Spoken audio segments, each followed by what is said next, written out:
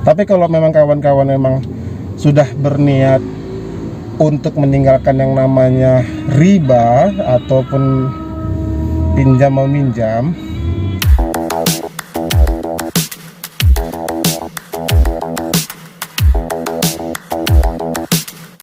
Assalamualaikum warahmatullahi wabarakatuh.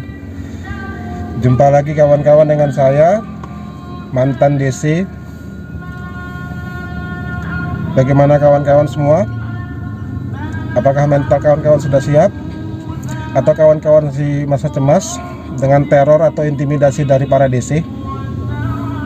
Terutama yang terlibat dari pinjaman online ya, atau pinjol. Saya harap di sini kawan-kawan semua mentalnya sudah kuat, sudah tidak perlu cemas. Baiklah kawan-kawan, di sini saya coba mempersingkat waktu aja. Saya coba menjawab dari pertanyaan yang saya lihat dari konten YouTube ya.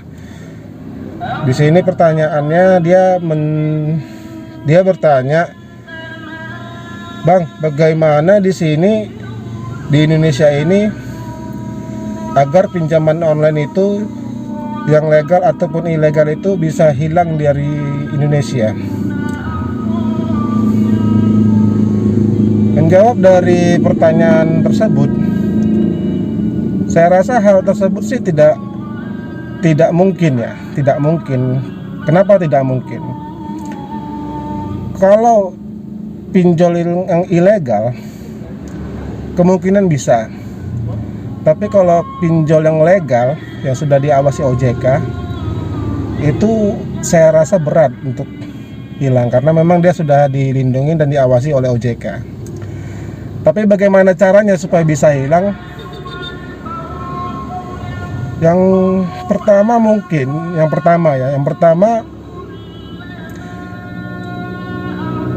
coba kawan-kawan semua yang terjebak ataupun yang saat ini merasa terlibat dengan pinjaman online, berhenti dahulu untuk membayar secara online.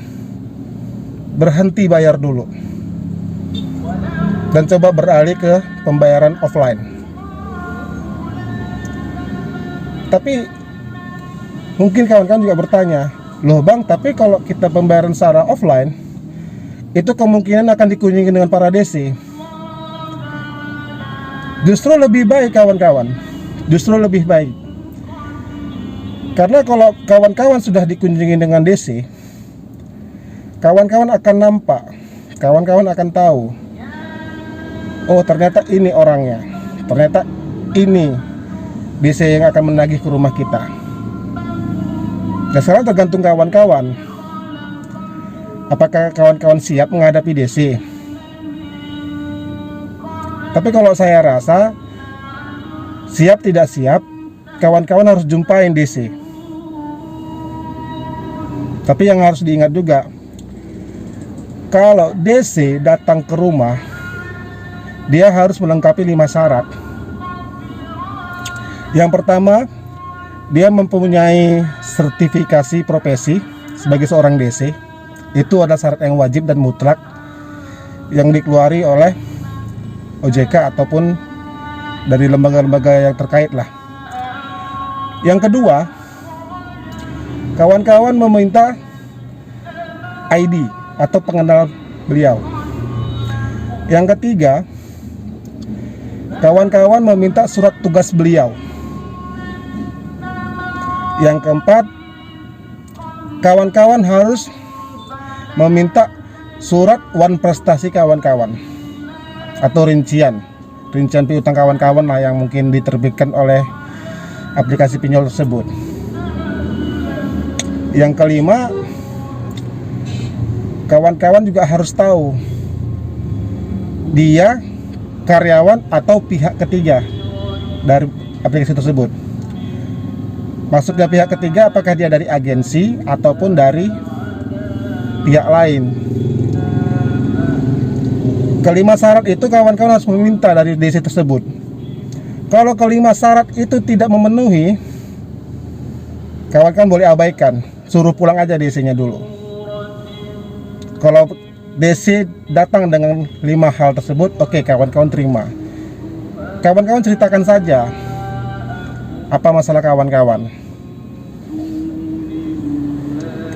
Dan saya rasa juga DC juga akan mengerti dan memahami, karena memang fungsi DC itu mengontrol dan mengevaluasi pembayaran kawan-kawan kenapa menjadi tertunggak. Andai kata memang DC itu melakukan penagihan secara kasar, ya kawan-kawan silakan buat video kek, atau kawan-kawan rekam perbuatannya dan laporkan ke pihak terkait. Tapi kalau DC datang dengan secara sopan dan mau melakukan negosiasi dengan kawan-kawan, saya rasa lebih baik. Tinggal kawan-kawan bilang, "Bang, saya belum bisa bayar.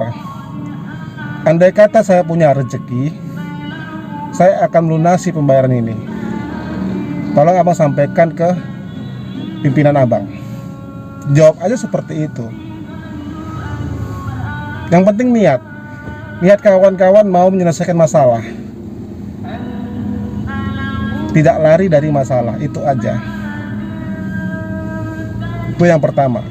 Yang pertama, kawan-kawan berhenti dulu untuk membayar secara online.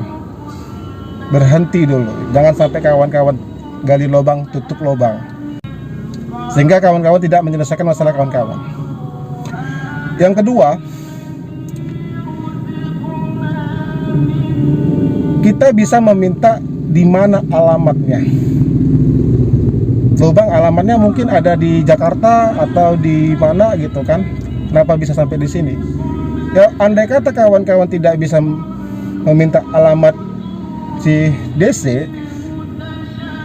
ya kawan-kawan jangan dulu menyerahkan atau membayar dari virtual account yang diberikan sama dia, jangan dulu. Jadi menurut saya ya kawan-kawan harus berhenti secara pembayaran secara online. Kawan-kawan juga harus tahu di mana alamat kantor si DC ini bekerja. Dan yang ketiga mungkin ya kawan-kawan juga kalau memang belum siap, sudah abaikan dulu. Jangan sampai kawan-kawan melanjutkan yang tidak bisa.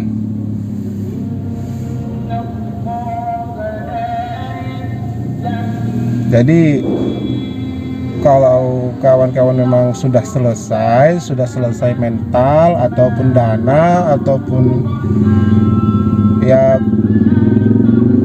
berniat baik untuk menyelesaikan masalah kawan-kawan, selesaikan.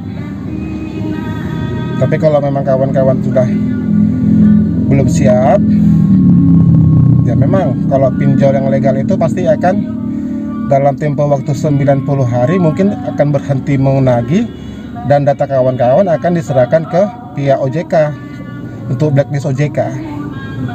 Dampaknya mungkin kawan-kawan untuk kedepannya tidak akan mungkin lagi bisa mengajukan pinjaman dimanapun.